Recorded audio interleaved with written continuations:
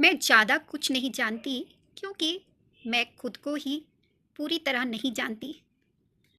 भागवत कथा का कहीं मंच सजा था। पंडित जी भागवत कथा सुना रहे थे। लोग मंत्रमुग्ध होकर सुन भी रहे थे। पास में ही गैया चराने वाले भी ध्यान लगा के सुनने लगे। उस समय पंडित जी बता रहे थे कि गुरु मंत्र लेने से उस व्यक्ति का उद्धार हो जाता है, मोक्ष मिल जाता है, अगर वो अपनी पूर्ण निष्ठा से उसका पालन, जप और अपना विश्वास प्रभु में बनाए रखता है। चले गए, गैया चराने वाले घर चले गए, लेकिन पूरी रात वो सोचते रहे कि अगर इतनी व्यस्त दुनिया में इतना सा ही काम करने से कार्य, इस जीवन का, इस धरती पर जन्म लेना सिद्ध हो सकता है तो क्यों ना लिया जाए गुरु मंत्र।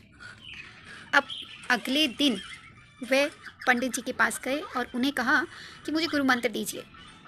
पंडित जी ने कहा आप थोड़ी प्रतीक्षा कीजिए, 7 दिन चलेगी कथा वाचन, तो उसके बाद मैं आपको ये मंत्र जरूर दूंगा। गैया चराने वाले ने सोचा कि 1 दिन 2 दिन ऐसे सुनते सुनाते तो 7 दिन पल भर में बीत जाएंगे, तो मैं गुरु मंत्र अवश्य लूँगा और मेरा भला तो होने से कोई रोक ही नहीं सकता। 7 दिन बीत गए और वो गुरु जी के पास, जो उन्होंने मन में पंडित जी को गुरु मंत्र के लिए सोच रखा था, गए। अब पंडित जी ने बात टाल दी। अब देखो, गैया चराने वाला भी खूब हठी था, इसलिए पंडित जी के पीछे पीछे उनके आश्रम में चले गए और उसके बाहर ही बैठ गए। मंत्र तो लेके ही छोड़ूंगा। अब तो गैया चराने वाले की प्रतीक्षा समाप्ति नहीं हो रही थी। पंडित जी ने सोचा कि ये तो गरीब है, दक्षिणा के रूप में कुछ नहीं दे पाएगा, तो मेरा मंत्र देना भी व्यर्थ ही जाएगा। इसलिए उन्होंने उसे मंत्र देने के बहाने टालना शुरू कर दिया। टाला, इधर उधर की बातें की, लेकिन गैया चराने वाला हटी था, इसलिए वो अड़ गए। बस कुटिया के बाहर प्रतीक्षा करते रहे कि अब तो मंत्र लेके ही छोड़ेंगे। अब क्या था कि एक समय ऐसा आया कि पंडित जी को लघु शंका जाना था, और लघु शंका भी बहुत ही तीव्र अवस्था में उनको संदेशा दे रही थी।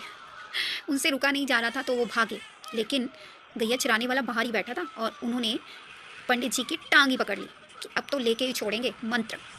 अब वो बोले पहले मंत्र दो। पंडित जी कहें अरे छोड़ दो, मुझे जाने दो। इस तरह से कुछ समय ऐसे ही बीत गया। कुछ समय मतलब कुछ क्षण ऐसे ही बीत गए। तो उस दौरान पंडित जी के मुंह से राम की ज़रा मरा मरा ही निकल गया।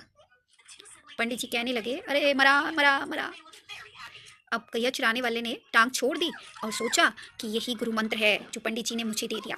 अब वो खुशी खुशी उसी शब्द को रटते हुए गुरु मंत्र समझकर घर चले गए और अपनी दृष्टि में नारायण जी का ध्यान करके उस मरा मरा मरा शब्द को जप के साथ पूर्ण करते थे, अपनी रोज की विधि विधान के साथ।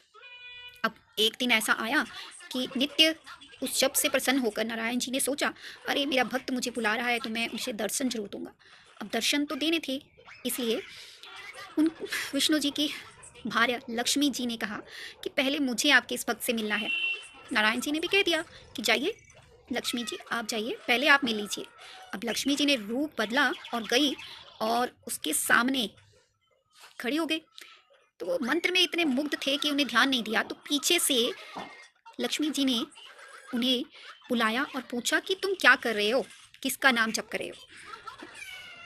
गैया चराने वाले ने अपने मंत्र में विघ्न समझकर कहा कि तेरे खसम का नाम जप कर रहा हूँ।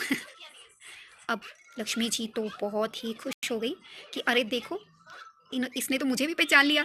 तो वो प्रसन्न होकर अपने ही लोक में वापस चली गई और विष्णु जी से बोली कि अरे आपके भक्त सच में ही महान है, उन्होंने मेरे बदले हुए रूप को भी पहचान लिया। तो भोले भाले और सच्चे विश्वास के साथ उस व्यक्ति ने ईश्वर को प्रसन्न भी किया और अपनी ईमानदारी के साथ वो स्थान भी पाया जो ईश्वर हमेशा भोले, सच्चे और ईमानदार लोगों को प्रदान करते हैं। ये ज़रूरी नहीं है कि आप पूरे विधि विधानों के लिए अपने ईमान को बेच दो, गलत दिशाओं में जाओ, गलत आचरण करो। इसीलिए दिल से साफ तो सब माफ़।